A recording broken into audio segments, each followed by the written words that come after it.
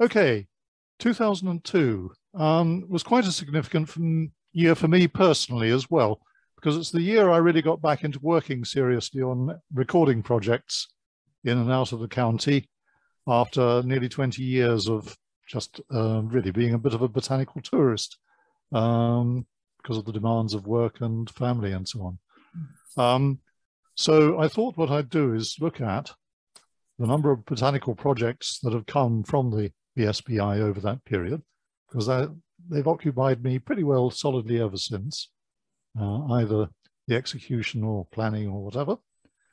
And in the spirit of what have the Romans ever done for us, think about the impact that they've had locally as well and what they might have achieved for us in that process. So the year that I, so to speak, came back was the year also that the new atlas of the British flora, the big national distribution atlas in its second reincarnation, appeared on the scene. And so I managed to escape all the hard work for that, but I certainly have been able to enjoy the rewards since. So the first one was 40 years before. That was the atlas of the British flora, and that was groundbreaking because I think on a national scale, that was the first computer-assisted mapping that had been published. Certainly anything like on that scale. There were one or two regional ones that got in there first. Then came the new atlas, as I say. Unfortunate naming, really, because although we were all referring to the next one as Atlas 2020, quite what it'll have on its title page, I don't know. The even newer atlas? But anyway, you may have been expecting it this year, as I was. In fact, it's going to be published in 2023. Part of the reason for that is it's now going to be published by Princeton Press, who you may know for doing the Wild Guides. So it is going to be a good book production. But the main thing about Atlas 2002 is really shown up in these maps, because the map down in the bottom right shows the 1962 Atlas distribution of a plant which is mostly in the north and west of Britain, but we do have populations down here in the New Forest and Dorset. And the first thing you can see is that Atlas 2002 achieved a much better coverage of recording than the earlier one, and much more localization of recording. There's no particular reason to think that this would have actually naturally spread in that time. In fact, quite the contrary. And so the extra dots on the map are extra observations of populations that were there, especially up in Scotland and large parts of Ireland. But even in Hampshire, you can see we've got a few more dots down there than we did have. So we had a baseline for comparison, which is slightly skewed by the fact that the recording was better. But it was put through a process where a change index was generated for each of the species that was covered. And you can see that this shows a positive change index, which demonstrates that you have to be a little bit leery of the positive change indexes. But what you can say is that if you see a negative change index against a species, and a lot of them do, then you can be fairly sure that that is a real decline. So if we ask what the Atlas 2000 achieved for us in Hampshire, we have to remember, of course, that there was a lot of work being done, especially at the tetrad level for distribution mapping for the county for the 1996 flora. So that recording went on up till 1994. A few records from 1995 went into it. Nevertheless, there were still some quite considerable gaps in coverage on the 1996 flora. And so the recording for Atlas 2000, which was largely marshaled by my predecessor, Pete Selby, carried out a tremendous amount of supplementary work, getting tetrad records in, getting more detailed records in for the rarer things and so on. And those individual records were digitized. Pete did heroic work getting that done. And it still forms an important part of our county database and an excellent basis for later comparisons. So what did we do with Atlas 2020? Well, the work on that really started around about 2010. And we looked at the maps in both South and North Hampshire, and it gave us a chance to pinpoint the areas that were still previously under-recorded in a bit more detail, and particularly in the central north of the county, and certainly in some areas of the centre and the bits of the New Forest district, which were not actually New Forest, all showed under recording. So it gave us a chance to go and concentrate on those areas, which we knew were going to be quite boring in comparison with the New Forest or the coast or whatever, but they deserve to be properly attended to. At the same time, we switched over to recording on a 1 kilometre square basis as the basic recording unit. Not in an attempt to record every 1 kilometre square, which would result between around about 4,500 recording units if you're going to do it comprehensively, but that the resolution should be brought down to 1 kilometre. And we also focused attention on where more precise records were needed, because we divided up the county into 4 areas, which demonstrated that things might be common in some areas, but actually quite rare in others. And so we could highlight to recorders on these recording sheets that we did specifically, where we would really like 100-metre square or better records. And it turned out, not particularly through planning, that the approach to doing this recording, looking at these under-recorded areas, provided a good synergy with the county ecologists who were going around at the same time looking at sinks, SSSIs, and other demands for recording, because we were not aiming at the areas of most conservation concern. So the background picture in the wider countryside was improved as a result of that. Atlas 2020 nationally, what will it give us as local recorders? Well, there will be a printed 2-volume atlas with plenty of commentary on it. It won't be the huge doorstop come coffee table thing that the last 2 atlases were. If you imagine the thicker versions of the atlas of the bryophyte flora that was produced recently, it'll probably look more like that.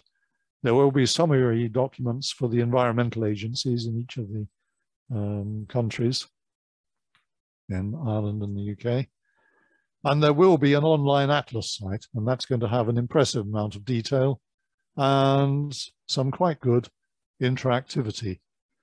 So just to give you a glimpse of that, this is what you'll be seeing for particular species, for instance, and you can tune it in various ways to show the information that you want.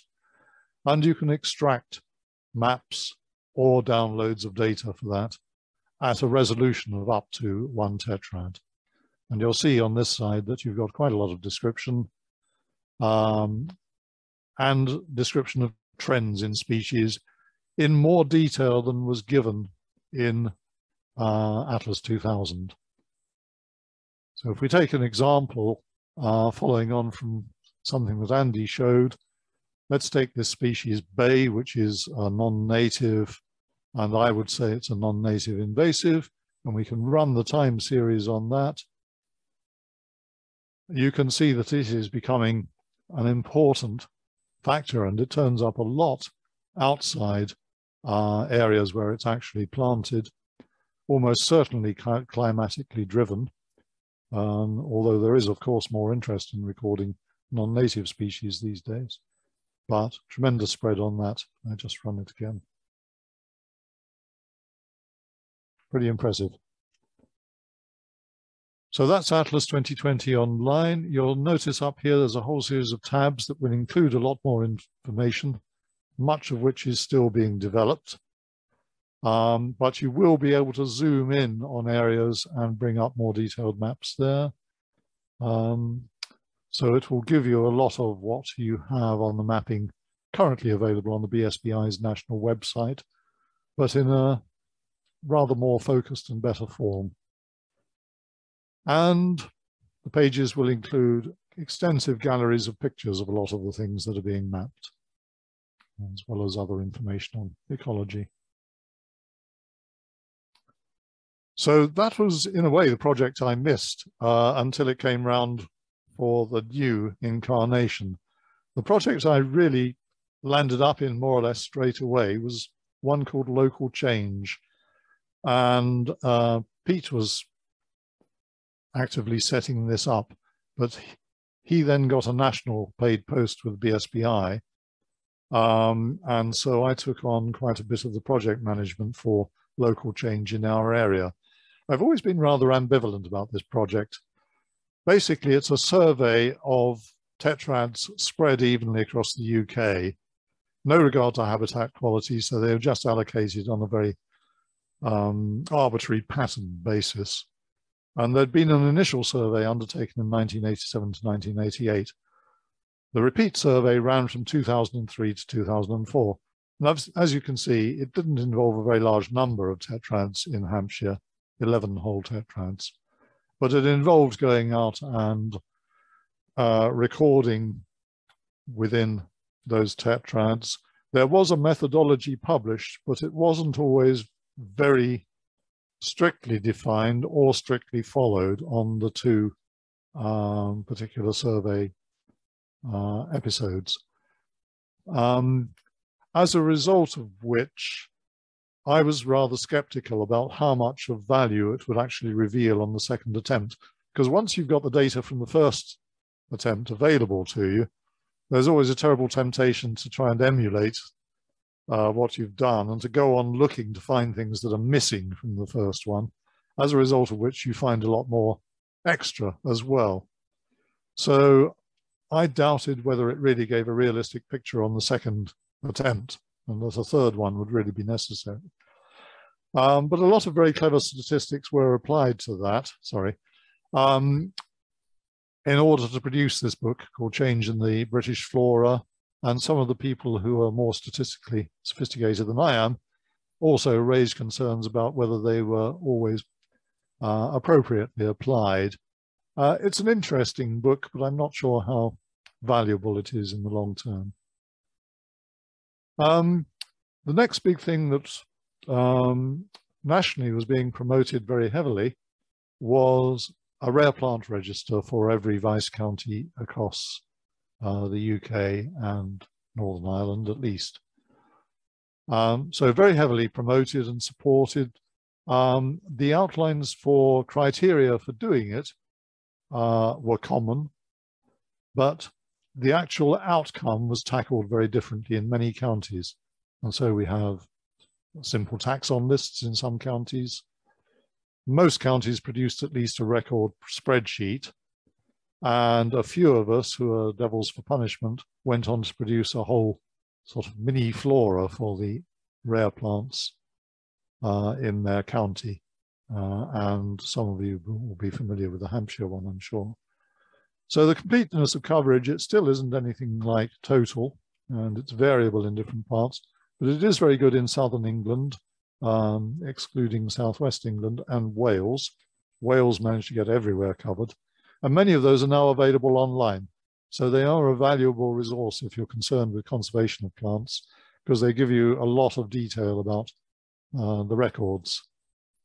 So in Hampshire, we produced ours up to 2010 and published it in 2011. It's had some online updates since, and those are published as separate pages. Everything is available online, including the whole original text on the Hants Plants website, but really it needs a more thorough update than it's had now. So here's an appeal for volunteers. You don't need to be an extremely expert botanist to volunteer to do some work on this, because it's largely a desk exercise and a clerical exercise. and Tony and I and other members of our supporting teams can give you help on this. So if anybody likes to volunteer, you know where to find us if you go to the Hants Plants website, and we'd be delighted to get you involved in this. One of the more lasting legacies for the county from this project is the Notables List. And there was a Notables List when I came into it, but over the years we've continued to develop that, particularly in the light of knowledge and surveys that we've done, and build a lot more information into it. And so as you see it now, it gets revised every 1 or 2 years. As you see it now, then there's a lot of information to do with its national conservation status and rarity, local rarity, whether we have a major responsibility for it nationally because of the amount of it we have in the county, whether it's declining in the county, and so on and so forth, last records. So that again is available on Hants Plants for anyone. And if you're interested in the history of plants and their current conservation status, I think it's a particularly valuable document to have. I'll come back to that a little bit later. Then there was the Threatened Plants Project. And this was run over 6 years, and each year we were given a different set of taxa to survey. And we were given a particular set of sites that we were really encouraged strongly to go and visit if it was possible, selected on a randomized basis. And the project did welcome in data from other sites as well, so that we would have a fuller record of how it was doing across the country. But those weren't included in the actual analysis that was done for the book that was published. That was strictly on the pre-selected sites. And that led to a book being published, which I think is a particularly useful and readable book. And it had a well thought out methodology. There was a little bit of revision done during the time it was run. It included a very detailed recording card. This is just one side of it, and the other side looks just as terrifying. So some recorders will perhaps shy away from doing things on that, but actually it doesn't demand that you are a particularly competent person at ecological surveys. Anyone with common sense and good skills in observation can do one of these, and a lot of the information can then be about habitat and so on, and habitat condition can be then inferred from the information that you provide. So although it was very limited in the range of species covered, the report does have a lot of very good information of conservation value. It's likely to be revived for a second round nationally, but even now I'd say if you're interested in any of the plants that are listed on this list here specifically for Hampshire, and that is available for download too from Hants Plants, get out there and do it, have a go. And even if you do it at a local level and on arbitrarily chosen sites, you will be helping to accumulate useful information about the threat status within our county. So the recording form's there, the list is there, and in the next month or so, I will provide some hints on how best to fill in the form as well for download. All of these projects have contributed very largely to the BSBI Distribution Database, which really didn't exist at the start of the 20-year period. But now, nationally, it contains about 30 million records. Okay, there's quite a few duplicates in there, but we're talking 20 to 25 million good records, unduplicated records probably. And it's pulling in data from a lot of different schemes and a lot of apps and other software such as iRecord and the New Year Plant Hunt and things like the National Plant Monitoring Scheme. And it provides mapping down to the tetrad, 2km by 2km mapping, accessible to all. But if you have a good reason for wanting to get detailed data, such as responsibility for managing land, conservation work, or simple research work, then I would encourage people simply to request it either from BSBI HQ or from the Vice County Recorders, and that will not be withheld provided you make a good case for it.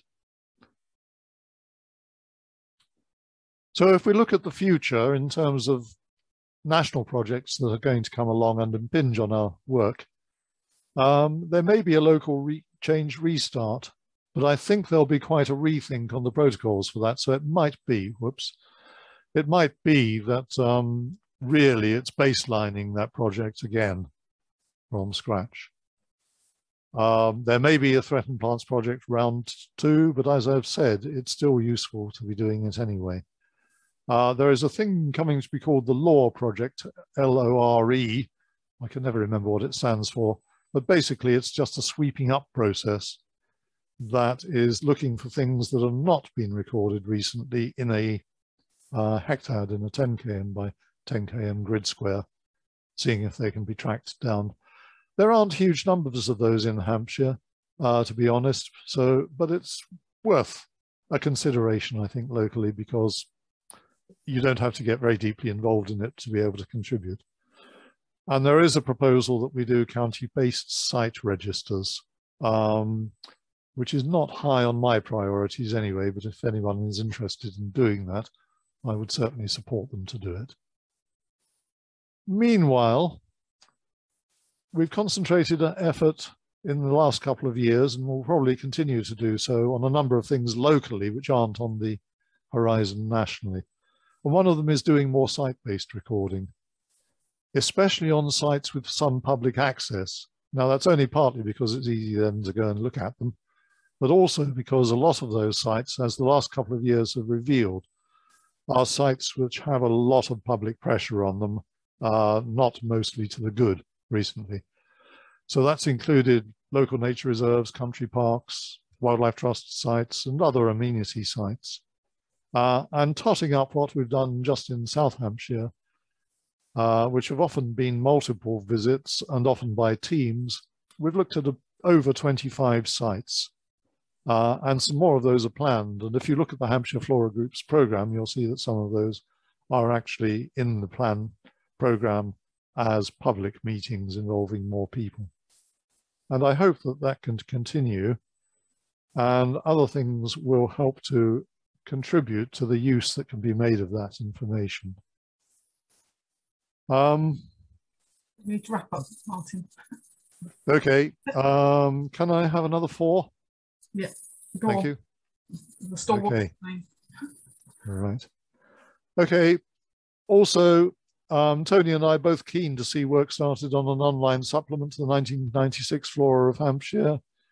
I've done a little bit more prep work over the winter on that, and we hope to start work in earnest late this year on getting the material published for that to go onto the website. Various other events, various other enhancements to Hants Plants, which are still pending. I'm sorry about that, but I'll be looking at that. And we are, particularly to support site-based recording, trying to widen the botanical community of GIS users.